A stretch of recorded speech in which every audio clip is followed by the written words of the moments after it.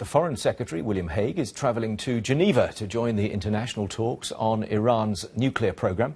There's growing optimism about the talks after a sudden change of travel plans by the US Secretary of State, John Kerry. Well, our correspondent James Reynolds joins us now from Geneva. What do we read into this change of plan by John Kerry, James?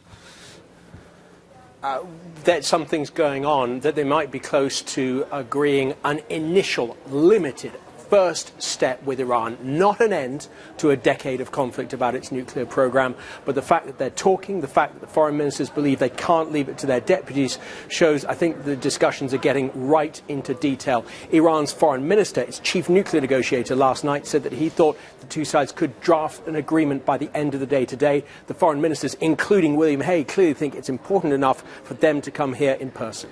Are there any hints as to what that draft agreement, albeit limited, might contain? They all say that they won't discuss or disclose the details of what may be agreed, but we know enough about what they've been calling for, both sides in recent years, to try to put it together.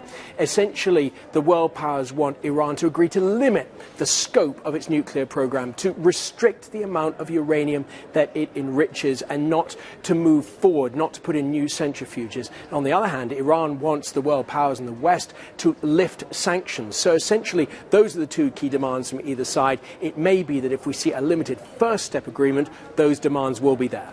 And just a thought about wider reactions to this. I was reading some comments from, for example, the Israeli Prime Minister Benjamin Netanyahu today, still very wary of anything that might emerge where you are. And I saw him deliver those comments. I saw the TV pictures of those. He looked furious. He said this is a bad deal, and the Iranians are going around happy with the deal of the century from their point of view. John Kerry spoke to Mr. Netanyahu in person earlier today when he was on his way here. We'll have to see what those two men decided. But I think even if something is agreed here for the United States, the problem becomes in trying to convince Israel, and Mr. Netanyahu in particular, that the deal is worth sticking to.